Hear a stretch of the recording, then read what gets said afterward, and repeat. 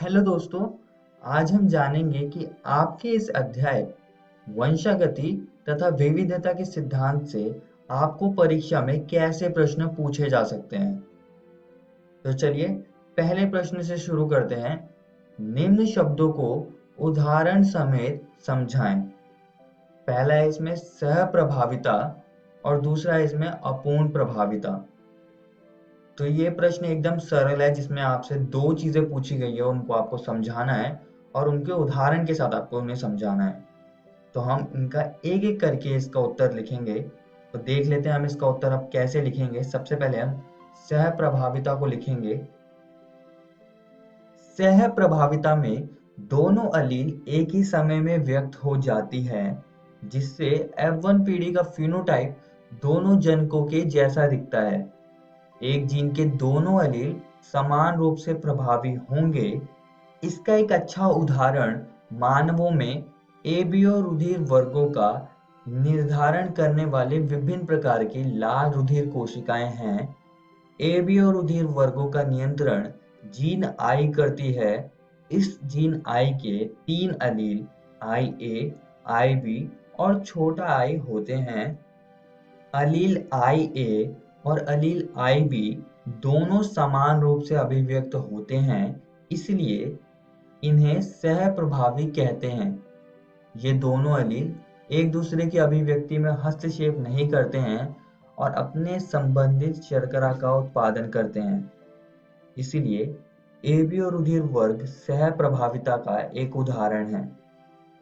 अब दोस्तों हम अपूर्ण प्रभाविता को लिखेंगे।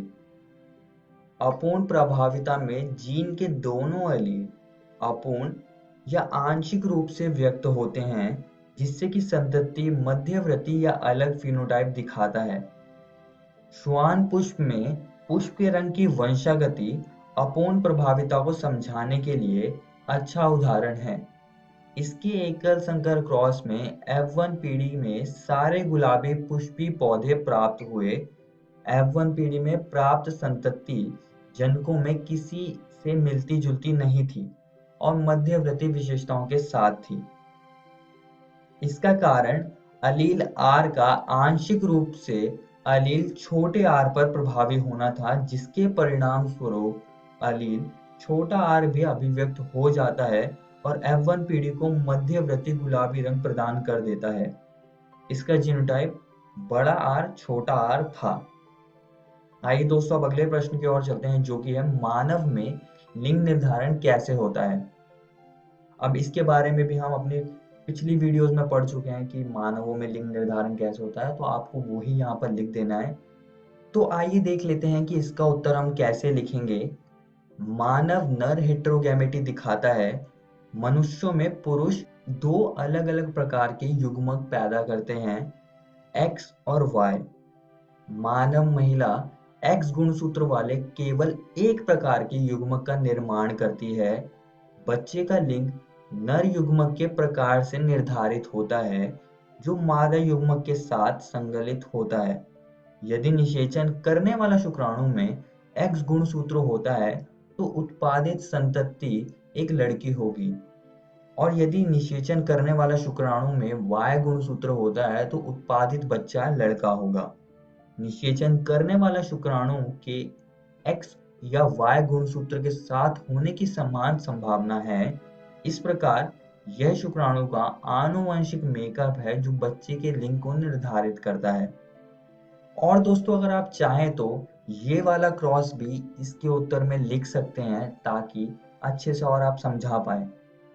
आइए दोस्तों अब अगले प्रश्न की ओर चलते हैं। निम्न में भेद करो। तो इसमें आपको 3 चीजें दी हुई हैं। पहला आपको प्रभाविता और अप्रभाविता में भेद करना है। दूसरा आपको समयुग्मजी और विषम युग्मजी में भेद करना है। और तीसरा एकल संकर क्रॉस और द्विसंकर क्रॉस में आपको भेद करना है। सबसे पहले हम प्रभाविता और अप्रभाविता में भेद करेंगे। अब दोस्तों आपको अगर ऐसे प्रश्न आते हैं जहां पर आपको दो चीजों के बीच में भेद करना है, तो आप ऐसा डब्बा सा बनाकर इनके बीच में भेद दिखा सकते हैं। तो अब इसको देख लेते हैं। प्रभाविता, एक प्रभावी एलील खुद को एक अप्रभावी एलील की उपस्थिति या अनुपस्थिति में व्यक्त करता है। अप्रभाविता, एक अप्रभावी एलील केवल एक प्रभावी एलील के अभाव में अपने आप को व्यक्त करने में सक्षम है। प्रभाविता का उदाहरण है मटर के पौधे का लंबा होना, बीज गोल होना आदि प्रभावी विशेषक हैं। और अप्रभाविता का उदाहरण है मटर के पौधे का बौना होना, बीज झुर्रीदार होना आदि अप्रभावी विशेषक हैं।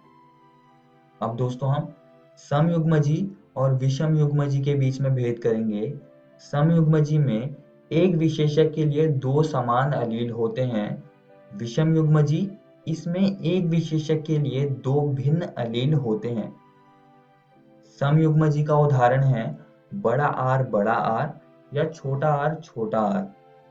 विषमयुग्मजी का उदाहरण है बड़ा आर छोटा आर। समयुग्मजी यह एक ही प्रकार का युग्मक का उत्पादन करते हैं।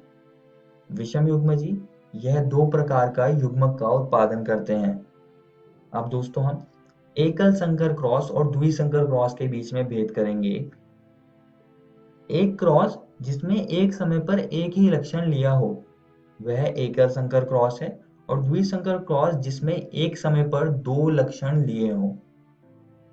आइए दोस्तों अब चौथे प्रश्न की ओर चलते हैं कि इन्हीं दो अलिंग सूत्रीय आनुवंशिक विकारों का उनके लक्षणों सहित उल्लेख करो।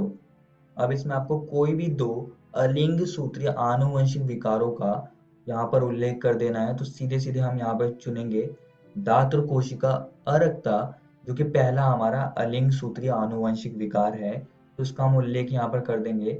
यह अलिंग क्रोमोसोम लग्न विकार है। इस विकार का कारण हीमोग्लोबिन अणु की बीटा ग्लोबिन श्रृंखला की छठी स्थिति में एक अमीनो अम्ल ग्लूटामिक अम्ल का वैलिन द्वारा प्रतिस्थापन है। इस विकार की एक विशेषता है कि इसमें लाल रक्त कोशिकाएं हंसिए के आकार की हो जाती हैं, जो उत्परिवर्ती हीमोग्लोबिन अणु के कारण बनती है। इस रोग का नियंत्रण अलील का एक जोड़ा HbA और HbS करता है। रोग का लक्षण तीन संभव जीनोटाइप में से केवल HbS वाले समयुग्मकी व्यक्तियों में दर्शित होता है। विषमयुग्मकी HbA-HbS व्यक्ति रोग मुक्त होते हैं, परंतु वे रोग के वाहक होते हैं। अब इस प्रश्न में हमसे लक्षण भी पूछे तो हम लक्षणों को लिख देंगे। इसमें तेजी से हृदय गति, सांस फूलना, देरी से वृद्धि और यौवनारंभ, पीलिया, कमजोरी, बुखार, अत्यधिक प्यास, सीने में दर्द और कम प्रजनन क्षमता सिकल सेल एनीमिया यानी कि दात्र कोशिका अरक्ता के प्रमुख लक्षण हैं। अब दोस्तों हम अगले आनुवंशिक विकार का उल्लेख करेंगे, जो कि हमने लिया है यहाँ पे डाउन सिंड्रोम। आप चाहे तो कोई भी ले सकते हैं। यह अलिंग क्रोमोसोम विकार है जो कि 21 की त्रिसूत्रता से होता है। अब इसके लक्षणों को हम जान लेंगे। रोगी व्यक्ति छोटे कद और छोटे गोल सिरे का होता है, जीभ में खांच होता है और मुंह आंशिक रूप से खुला रहता है। चौड़ी हथेली में अभिलाक्षणिक पाल्म कीज होती है। शारीरिक, मन प्रेरक और मानसिक विकास अवरुद्ध होता है। आइए दोस्तों अब पांचवें प्रश्न की ओर चलते हैं। नीचे दिए गए वंशावली में इंगित करें कि क्या छायांकित प्रतीक प्रभावी या अप्रभावी एलील दर्शाते हैं तथा पूरे वंशावली का जीनोटाइप भी दें। अब इस प्रश्न में आपसे पूछा है कि जो भी यहाँ पे छायांकित, जो कि मैंने यहाँ पे काले शेडेड रंग से दिखाए हुए चिन्ह है, वो अप्रभावी या प्रभावी एलील को दर्शाते हैं और आपको पूरे वंशावली का जीनोटाइप भी देना है।